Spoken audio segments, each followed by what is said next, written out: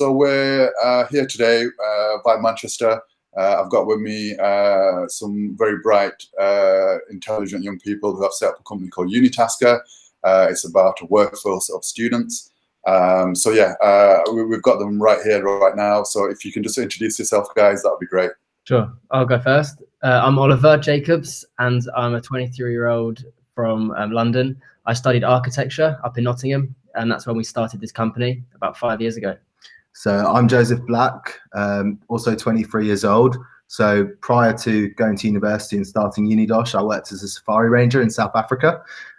Slightly different from my current role, but when we came to university, we really saw firsthand, obviously, the students that come on a daily basis, primarily due to financial concerns. So at that point, Oliver and I came together to really tie into how we could allow students to monetize their skill sets and build experience throughout their studies. Brilliant. Sounds like a brilliant initiative. I mean, Safari Ranger, I would have, in today's time, I'd love to be a Safari Ranger and get out there. Oh, it was amazing. It was the best year. That's amazing. What a change. Cool. So, like, for the guys listening and watching, so could you, obviously, briefly talk about UniTaskr. So could you just explain the concept of UniTaskr and like, maybe start from how you found it and how you started setting it up and what the journey's been like? Sure. So I'll take you back about 5 years ago to when we started the very first version of it. That was called UniTaskr, and Joe was in Manchester, I was in Nottingham. We got together because we had a lot of friends who were struggling with money, but they had incredible skills. You know, they were DJs, they could speak Spanish, they could do design work, or even just they wanted to do cleaning for people. So we set up a marketplace that linked students with students.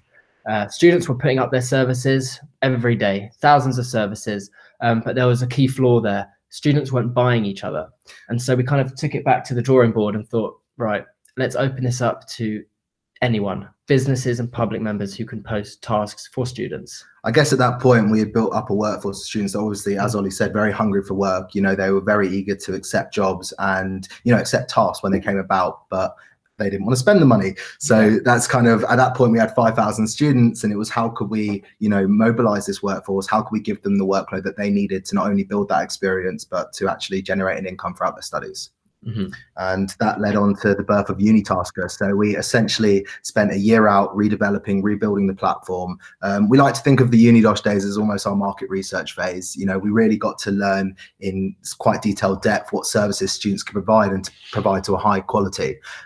Following that, as I said, we spent a year out redesigning, rebuilding the platform to accommodate our launch into the public and businesses.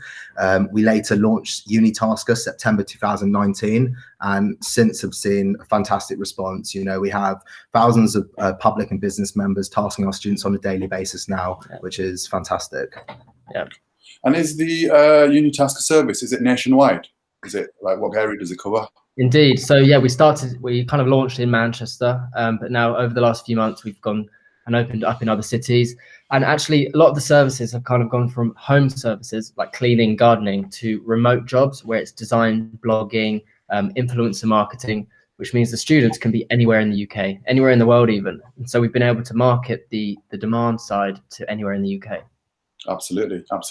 I mean, I think it's a brilliant idea because we're based over here in the university, in Manchester Metropolitan University, and like I'm always trying to leverage students. And there's always been that gap between, you know, getting through either what they're doing and stuff. And when I was at uni, the best thing we could get was a job at Asda stacking shelves. So, you know, it's good that you can, you know, it's going further than cleaning jobs. You're actually getting into design and proper skills that they And I think that kind of ties into the experience. You know, I think there's a massive gap right now. Students go to university almost sometimes because they're pressured to do so. They end up studying a course that they may or may not even be interested in. And then they've graduated with no experience and no idea as to how to take that next step. So that's what we're doing. We're giving people that stepping stone into the workforce. You know, working on the UniTaskr platform, they build up references, they can add stuff to their CV. And at the end of it, we tie it all together and package it to help them in that process from graduating to finding employment. Yeah.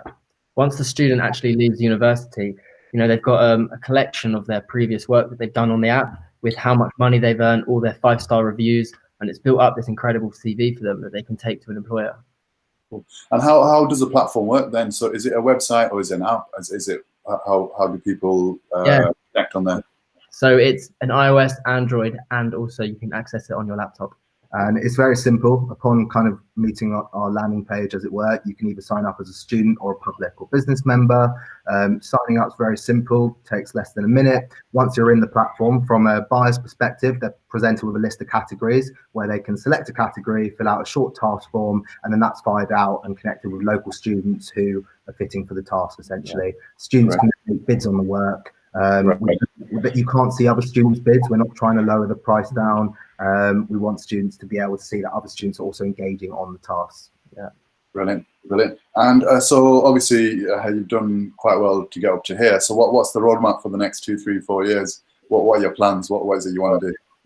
Yeah, we're actually wanting to introduce this marketplace feature. Yeah, which basically allows students to upload their services.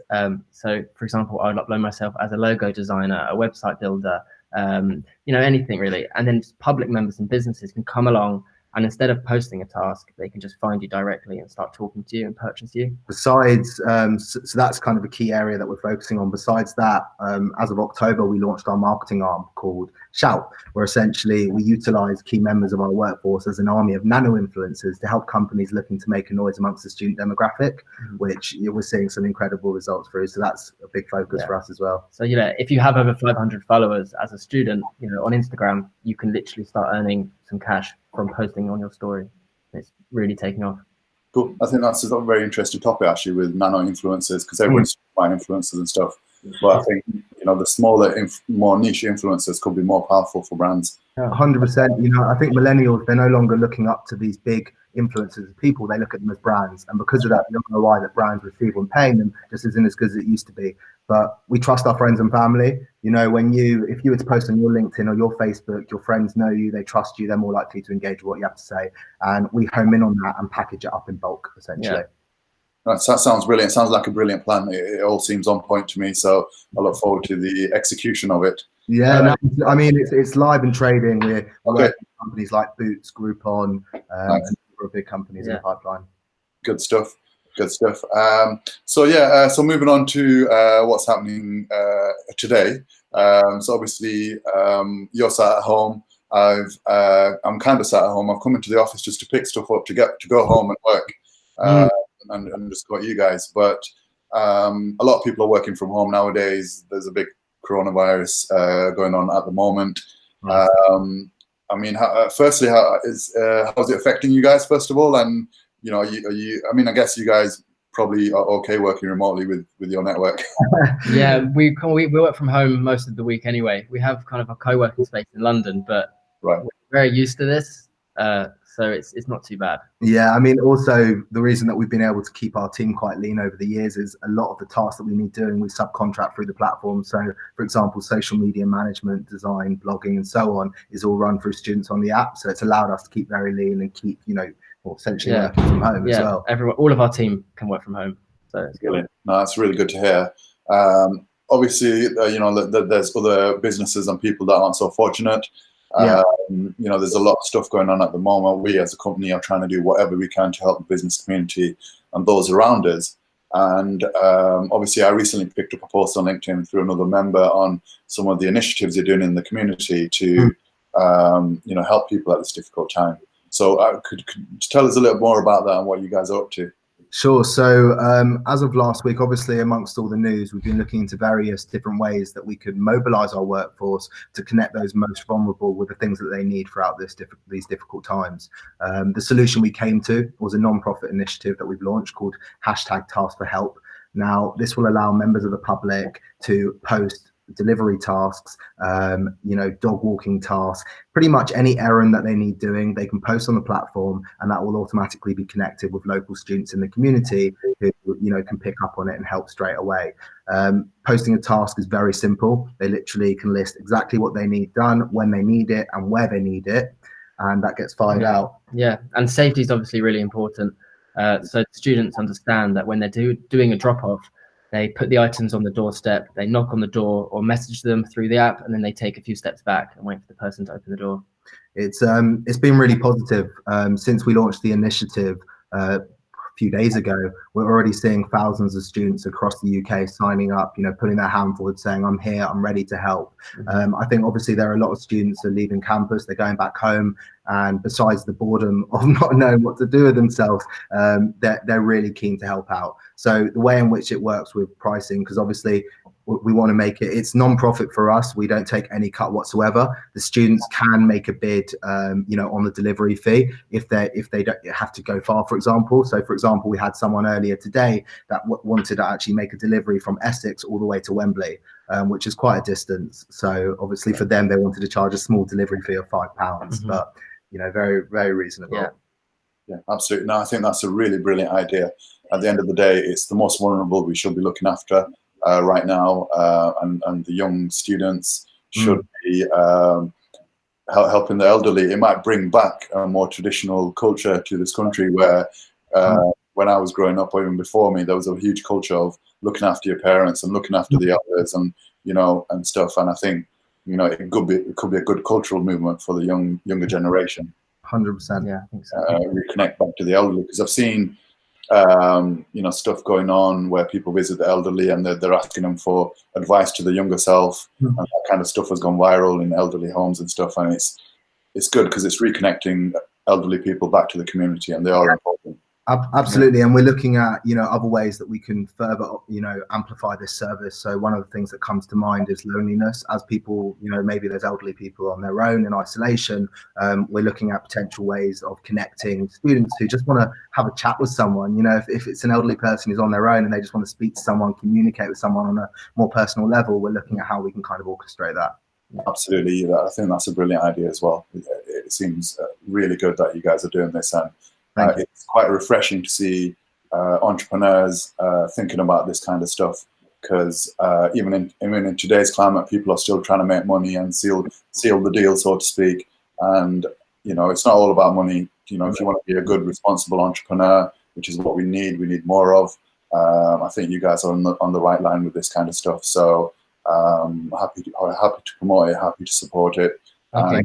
And you know, I can't wait to get obviously this recording out to as many audiences as possible, and I look forward to connecting with you more, to be honest with you. I mean, it's been our first conversation like this, to be honest, and you know, I'd love to get more involved and do more stuff like this as well, get the message out, make sure people know about you guys and use you guys, not just for these next 2 or 3 uncertain months, but beyond this. You know, I think it could be a continuing thing.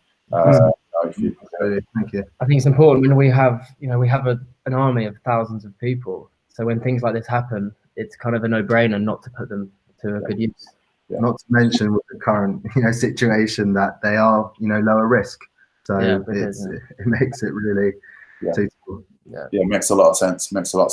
Cool. I could go on and talk to you guys all day, but I'm going to try and wrap it up. So I guess people have got a good idea of who you guys are. If students or people in the community want to get involved, what is the best way to connect with you guys? Sure. So the best thing to do is to download the app, and it's on both iOS and Android app stores, or you just go to unitaskr.com. And that's at www.unitaskr.com. And it's worth mentioning UniTaskr has got no E in it. So it's just UniTaskr with an R. Yeah, cool. And they can post the task directly from the website. You know, whether it's an elderly person who wants to post a task for themselves, or even if, you know, you have friends and family that, you know, they need something done and they're not as tech savvy, you know, you can help do it on their behalf. Yeah. Absolutely. No, that's really good. I'll make sure like all them links to the app and the website are in the description, or we'll edit it on screen later, but I'll make sure people can easily click through and stuff. So yeah, that's brilliant. Cool. I really appreciate your time, guys. Very much. And I'll make sure to send you a few bits as well, creative wise. Absolutely. But yeah, thanks for that. I really appreciate it.